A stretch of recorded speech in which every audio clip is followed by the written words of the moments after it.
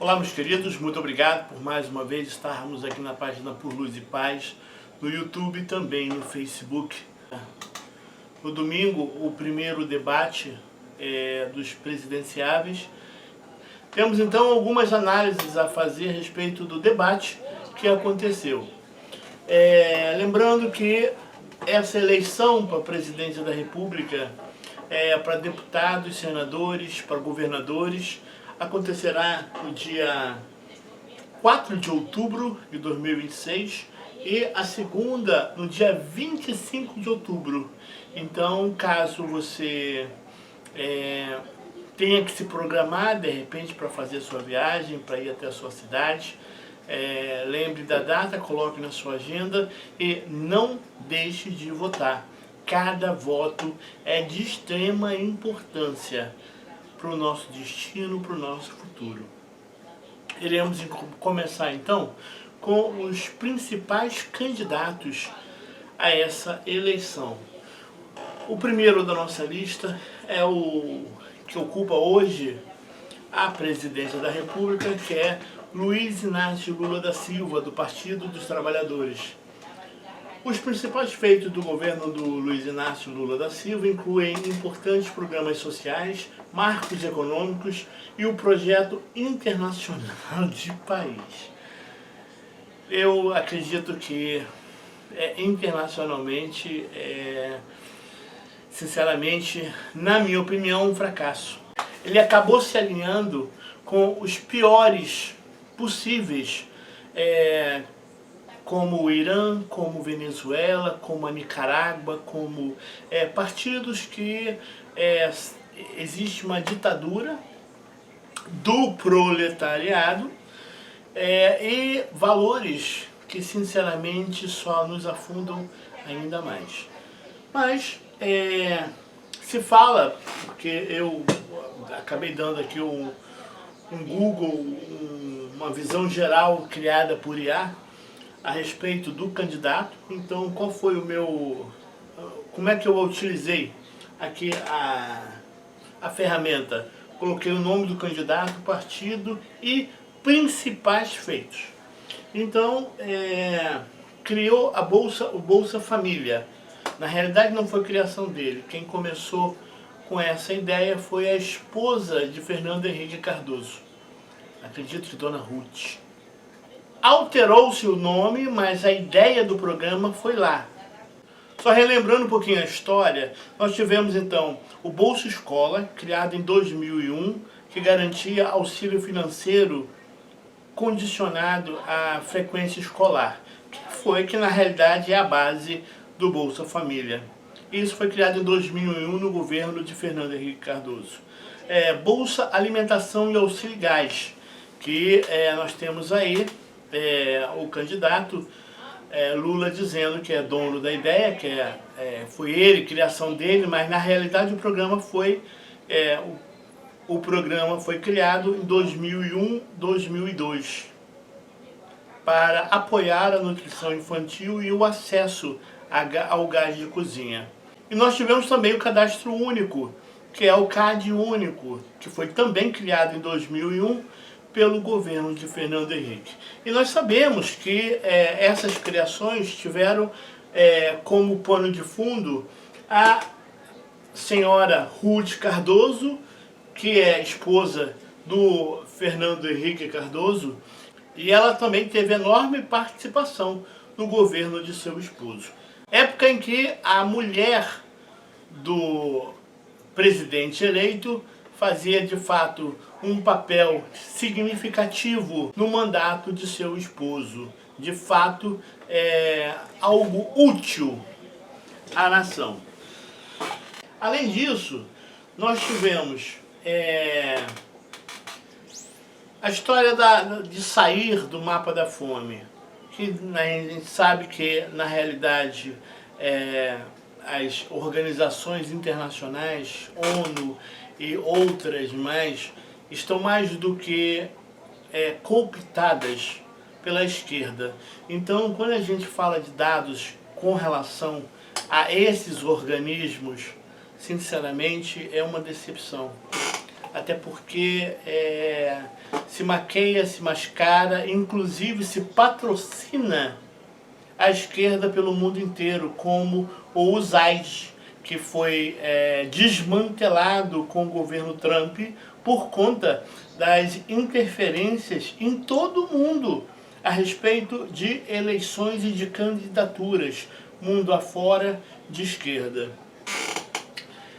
Segundo aqui o nosso IA, nós tivemos também o ProUni e Reúne. Quer dizer, nós acabamos de ver que tudo isso começou lá no governo de Fernando Henrique Cardoso. Valorização do salário mínimo, que eu acho que é o mínimo que um presidente da República pode fazer, é equivaler o salário mínimo à inflação, à desvalorização da moeda. E a respeito dessa valorização da moeda, a gente tem visto aí vários vídeos falando sobre a diminuição do valor do seu dinheiro, do seu salário, por conta das compras estarem um absurdo de caro. Quer dizer, gasolina aumenta, frete aumenta, o diesel aumenta e, consequentemente, as suas despesas vão às alturas. O que nós conseguimos fazer com R$100 há 2 anos atrás, há 5 anos atrás, sinceramente hoje não vale nada. Então, um fiasco essa valorização do salário mínimo. Minha Casa Minha Vida, programas habitacionais de governo sempre existiram, inclusive no período de ditadura, ou melhor dizendo, do regime militar. SEAB, COAB e tantos outros mais. Então, também é algo que o governo federal entra um, passa um, os programas sempre existirão. Economia e infraestrutura, crescimento com inclusão, que é a bandeira de esquerda. Significa colocar mulheres em cargos e outra coisa que, sinceramente, se você é mulher, se você é negro, se você é gay, se você é o que for, mas não tem talento, mas não tem engajamento, mas não tem preparo, e nada disso significa alguma coisa.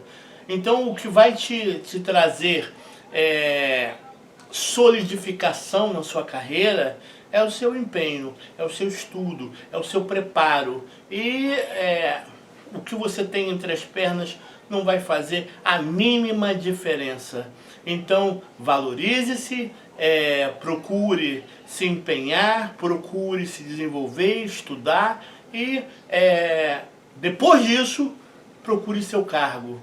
Não porque você é negro, ou porque você é gay, ou porque você é mulher, ou porque você é transgênero, ou porque você é cis, nada disso importa. O que vale, de fato, repetindo mais uma vez, é o seu talento, o seu empenho. E o outro aqui é liderança global. Meu pai,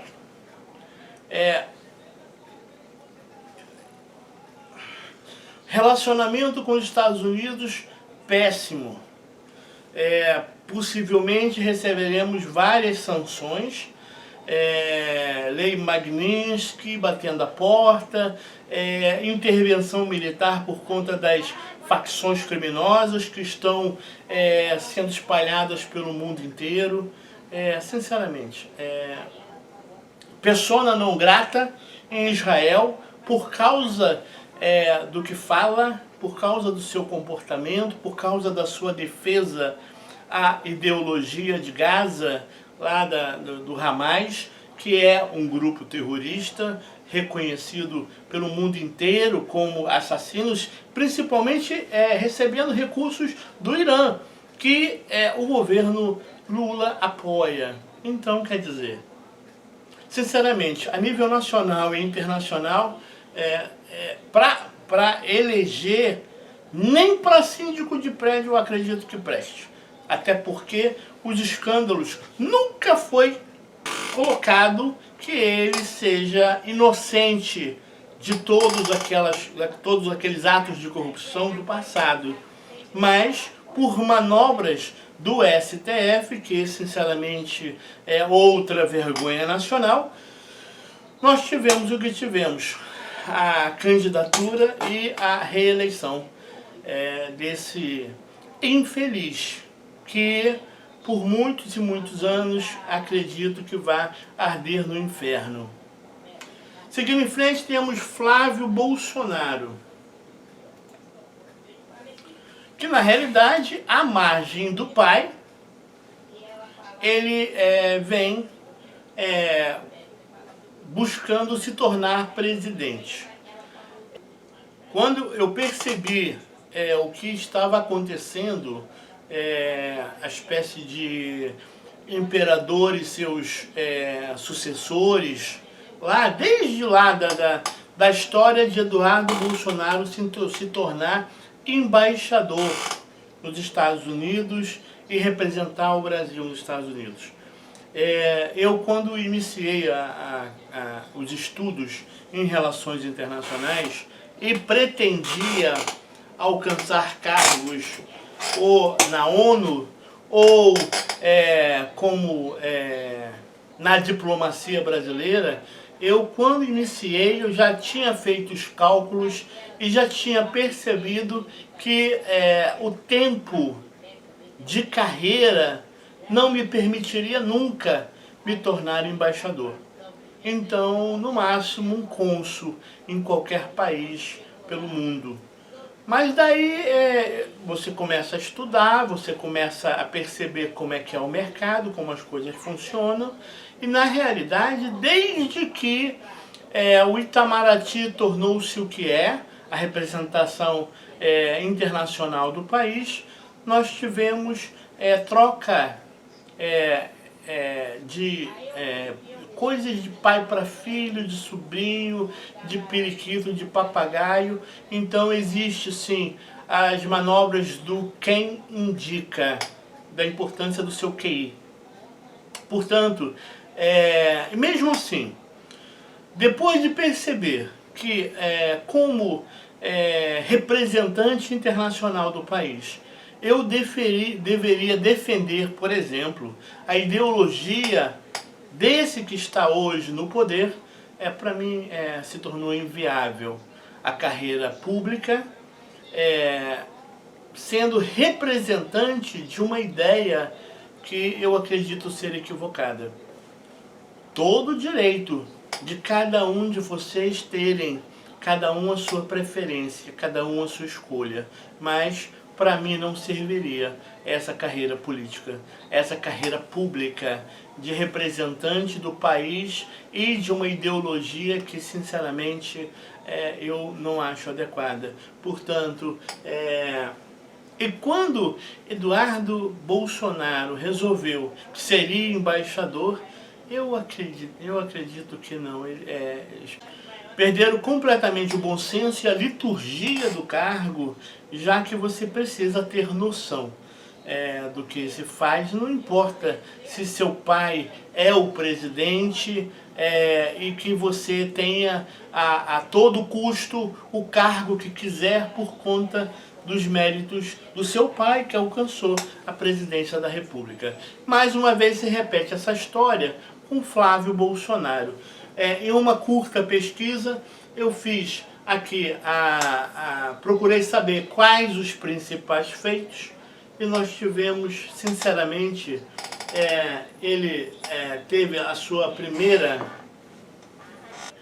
Ele elegeu-se, então, pela primeira vez em 2003, com 21 anos, para deputado estadual. E de lá para cá, ele veio acumulando cargos até se tornar senador nesse mandato, no qual ele exerceu até alguns meses atrás, quando ele teve que se afastar para poder defender sua candidatura como presidente da República. Uma carreira, sinceramente, medíocre. Não tem muito o que mostrar, não tem muito o que falar. a não ser que ele seja filho do Bolsonaro. O Bolsonaro, qual a minha avaliação a respeito? Ele até começou com um pensamento diferente, com o objetivo de promover uma legislatura diferente, deixando com que o Congresso fizesse o seu trabalho pelo interesse da nação. Então ele procurou não interferir, não pagando emendas, para que os congressistas fizessem a sua parte. Mas ele percebeu que isso não é possível, que sem emenda, que sem você patrocinar os interesses, você não vai à frente com seus projetos. E de lá para cá, todas as propostas tinham que haver enxurradas de emendas aos congressistas para que pudessem ser votadas favoráveis ao governo, o que é, infelizmente, uma tendência e até então não conseguiu-se modificar. Inclusive, o próprio governo Lula teve que também seguir fazendo a mesma coisa, e daí foi até muito além, gastando muito mais do que antes se era feito. Como atuação do Flávio Bolsonaro, nós tivemos aqui, como senador, focou em pautas de articulação política e defesa do legado do seu pai, ex-presidente. Quer dizer, ficou orbitando somente dando suporte. Na realidade, esqueceu de exercer o próprio mandato. Essa é a minha opinião. Produção legislativa, apresentou dezenas de projetos de lei no Congresso, com destaque para a aprovação da PL 3190 de 2023, que alterou regras do Programa Nacional de Microcrédito Produtivo Orientado, que significa, na realidade, muito pouco, com relação a uma carreira de 23 anos de vida pública. Pautas e propostas, defesa histórica do endurecimento penal, oposição à política de cotas raciais e bandeira voltada à segurança pública ao longo de sua carreira legislativa. Trajetórias e marcos, início precoce, que não significa nada, eleições 2026, agora candidato à presidência da República. Então, quer dizer, os dois principais candidatos do nosso pleito, sinceramente, não inspiram muita confiança, mas nós temos que pensar no que vem a ser e acreditar que, somando as forças, talvez profissionais, talvez lideranças de carreira, ocupando cargos específicos, ocupando cargos estratégicos, talvez nós possamos ter uma renovação no Brasil. Se de fato ele seguir a ideia do pai para frente, possivelmente nós teremos uma diminuição nos gastos públicos, diminuição de ministérios, diminuição de quebradeiras, como a gente tem visto algumas empresas como a Casas Bahia, como a Braskem, que ontem teve seu pedido de recuperação extrajudicial com uma dívida de cerca de 56 bilhões. Então, sinceramente, as empresas públicas, por exemplo, que no governo Bolsonaro passaram a dar lucros e no governo Lula voltaram a dar prejuízos, se caso ele venha a repetir, digo, Flávio Bolsonaro, o que o pai fez, de fato nós teremos uma perspectiva aí nos próximos 4 anos de uma saída para essa crise que o Brasil vive hoje. Saxida, que provavelmente será o ministro da Economia, alerta. Saxida, que prevê uma necessidade de pelo menos 1 ano e meio para recuperação, para botar o Brasil de volta aos trilhos, precisa, como possível ministro da Economia, Saxida, que compõe a equipe de Flávio Bolsonaro, prevê ao menos 1 ano e meio para que a gente possa voltar aos eixos. Quer dizer, podemos estender isso para 2 anos, quer dizer, economicamente nós teremos 2 anos na mesma, até começar a respirar. Aí vem 2 anos, significa o último ano, que já é uma pré-campanha, significa sim que para que se faça alguma coisa, o candidato Flávio Bolsonaro não pode bater nessa tecla de dizer não à reeleição. Porque para que possa ser feito de fato um bom trabalho, eu acredito que 4 anos não serão suficientes, já que nós começaremos com pelo menos 2 anos de UTI, até que possamos reerguer-se e começar a caminhar.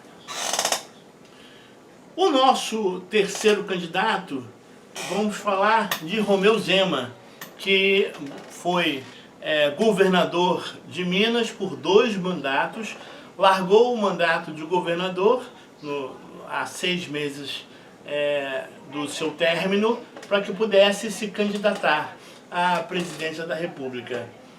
Ele cabra macho, veio,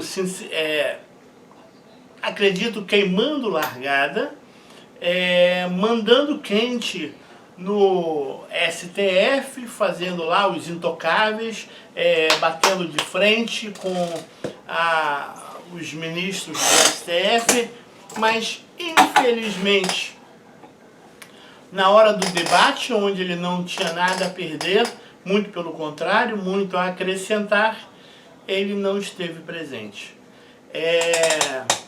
Eu acredito que, vendo o chilique dos jornalistas da Band, como que não fosse possível você simplesmente não falar nada, porque é um direito de todos, calar-se, ausentar-se, sair do debate, simplesmente porque politicamente e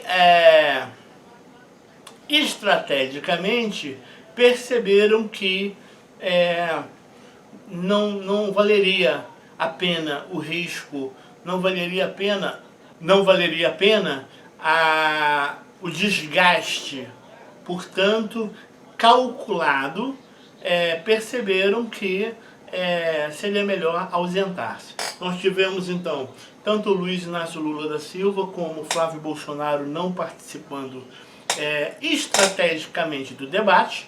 Lula porque ia apanhar muito de todos os candidatos, Flávio Bolsonaro porque não valeria a pena combater os candidatos que bateriam nele, certamente até na ausência bateram, e que Flávio Bolsonaro precisará dos votos desses outros candidatos que estão mais alinhados com centro-direita, precisará então dos seus votos, então não vale a pena. O Flávio Bolsonaro, sim, estrategicamente fez a coisa certa. Agora, Lula saberia então que iria apanhar de todos, então preferiu nem participar. Agora, Romeu Zema, que é o candidato da vez, sinceramente, até então eu não vi estrategicamente nada que pudesse de fato colocá-lo nessa posição de ausente. É um direito que ele tem de repente não estar presente, de não participar, ou de achar que o seu chazinho de domingo à tarde em casa é melhor do que estar apresentando suas propostas e ideias e debatendo o futuro do Brasil. Liderança no Enem, no caso o seu governo fez boas propostas para Minas Gerais, tirou Minas Gerais do vermelho, já que antes tiveram governos petistas que deixaram as contas públicas muito no vermelho. Nós tivemos trilhas do futuro, criação e expansão de programas voltados à capacitação profissional e técnica de dezenas de milhares de jovens, reformas escolares, obras de infraestrutura e melhorias tecnológicas em grande parte das unidades escolares da rede pública de Minas Gerais. E nós tivemos também gestão econômica e fiscal, como eu falei, a tirar Minas Gerais do vermelho, concessões e parcerias com instituições privadas, foco no equilíbrio das contas. E é isso.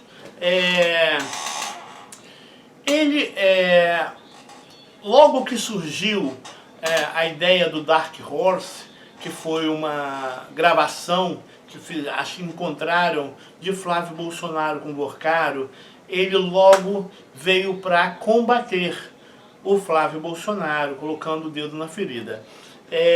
Acredito que tenha queimado a largada, que tenha batido num possível alinhado.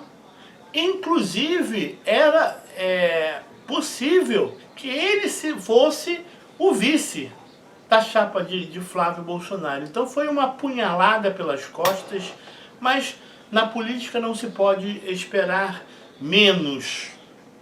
É sempre surpreendente a vida pública. Então, sinceramente, ele se queimou muito e hoje só cai nas pesquisas. Então, acredito até que, pensando que o partido dele, que é o Novo, tende a não usar dinheiro público, então como recursos privados ou recursos adquiridos de seus apoiadores, não deveria gastar dinheiro com uma candidatura que se sabe perdedora desde o início. Augusto Cury, candidato que surpreende a todos nós, até porque não tem uma carreira política até então, um escritor psiquiatra, pesquisador e escritor que concorre à presidência da República pelo partido Avante nas eleições de 2026. Como esta é a sua primeira disputa a cargos políticos, ele não possui mandatos anteriores e feitos políticos tradicionais do governo, mas destaca realizações marcantes em sua carreira literária, científica e propostas de campanha. Bem, de bem-intencionados, o inferno está cheio. Então, sinceramente, acredito, assim, adoro Augusto Cury, acompanho sua carreira, acompanho seus livros, sou seguidor, mas, sinceramente, não vejo gestão emocional e educacional, combate à corrupção, saúde e economia. No debate foi mencionado também a respeito da segurança. Inclusive, ele foi um dos críticos do Renan Santos, reprovando ele por conta da sua ira, das suas falas incontroláveis. Então, na realidade, sim, Sabemos que Brasília precisa de muitos psiquiatras e muitos psicólogos para colocar as mentes saudáveis. Isso é um ponto favorável. Eu acredito que ele deva, junto a um time, partir sim para Brasília para tratar aquela gente, todos aqueles. Mas, como o primeiro cargo, teoricamente, assumir o governo, eu faço um paralelo aqui ao próprio presidente Bolsonaro, que depois de 28 anos de carreira pública, ao chegar à presidência, eu acredito que tenha ficado um pouco desorientado. Não sabendo exatamente como agir, o que fazer, como tomar as suas iniciativas e promover o que desejaria. O que salvou, acredito que a qualidade do governo Bolsonaro, foi uma equipe, de fato, em compromisso com cada pasta. Então eu acredito que isso tenha sido algo favorável do governo Bolsonaro e que eu procuro pensar que seu filho, Flávio Bolsonaro, seguirá o exemplo.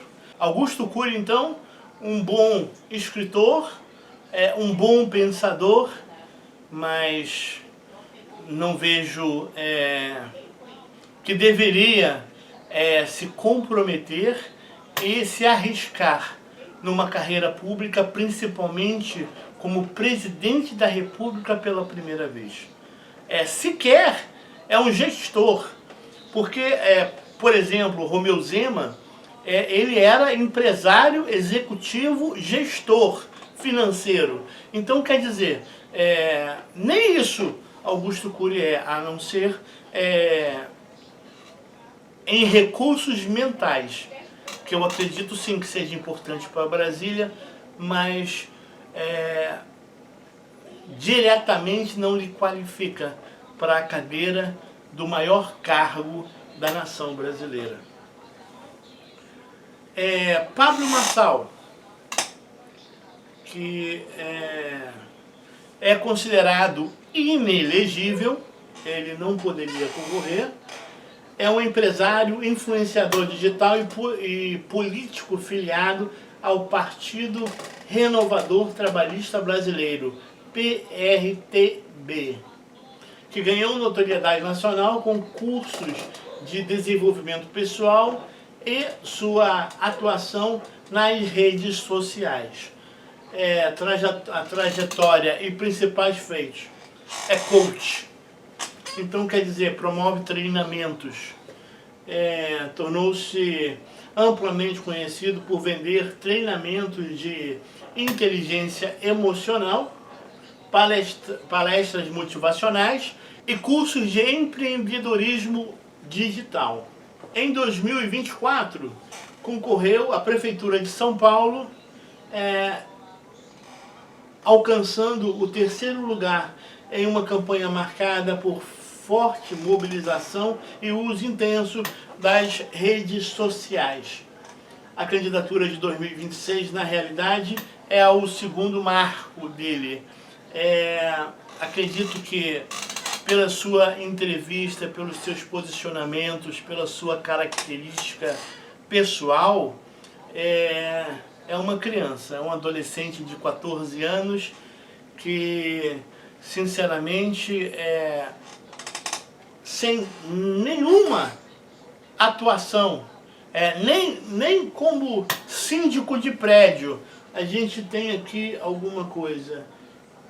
Além disso, ele está inelegível. Então, sinceramente, é um candidato que nem vale a pena seguir, a não ser pelas surpresas do Brasil, porque aqui no Brasil tudo é possível, desde que você tenha din-din.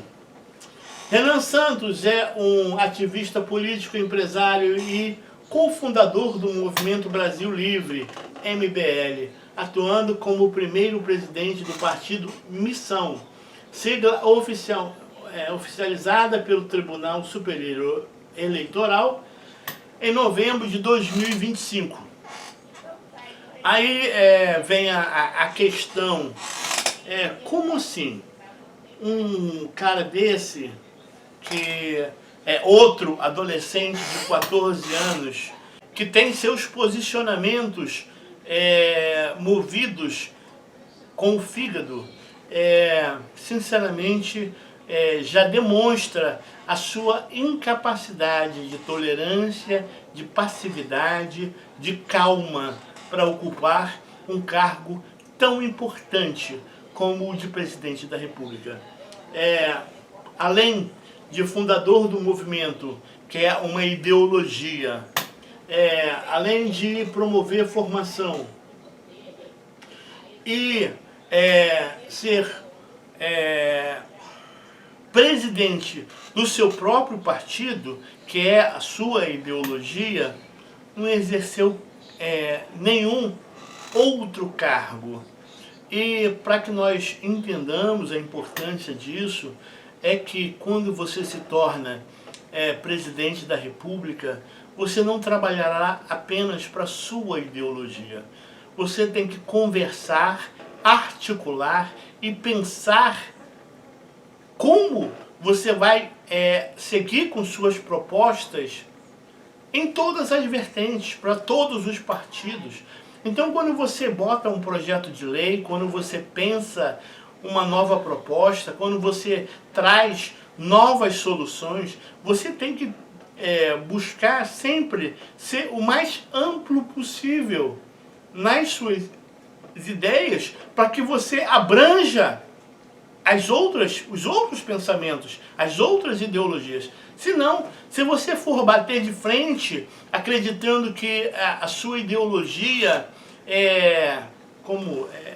será exterminada, você passará por cima de todos, para que você... Isso é ditadura, isso é imperialismo, isso é algo que, sinceramente, não cabe mais. Quando você pensa que quando você se torna candidato, principalmente à presidência da República, você deve atender a vários fatores, a várias ideologias, a vários pensamentos que muitas das vezes são discordantes da tua própria ideologia.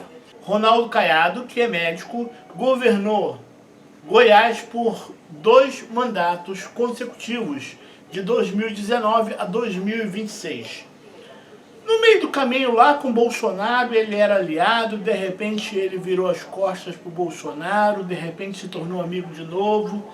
Então, é um candidato que está lá ou está cá, dependendo das circunstâncias. Lembrando que é centrão, então é de acordo com os interesses. Destacou-se na política nacional ao filiar-se ao Partido Social Democrata, PSD, para a disputa presidencial.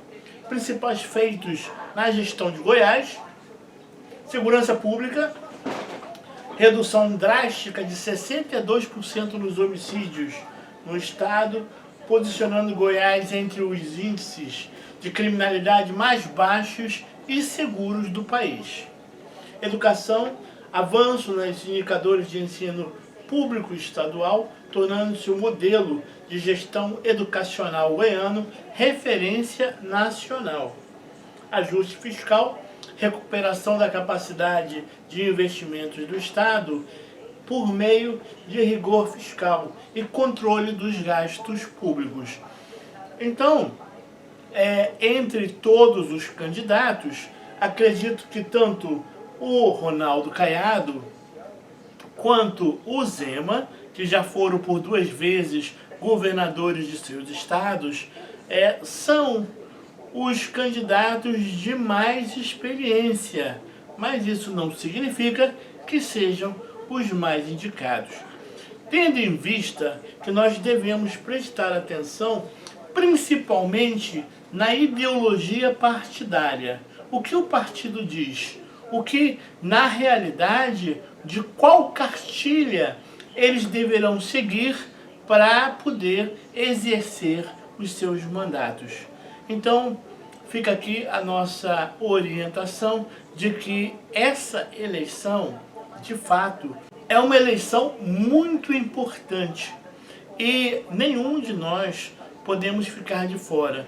Então, entre os 16 e 18 anos, que é facultativo, depois dos 70 anos, principalmente aqueles que têm já uma maior bagagem de vida, um maior conhecimento, é fundamental, de extrema importância, o seu voto, a sua participação. Quando você deixa para que outros decidam, talvez isso trará certamente consequências para a sua vida, para o seu carrinho de supermercado, para a segurança pública da sua rua, para a escola das suas crianças.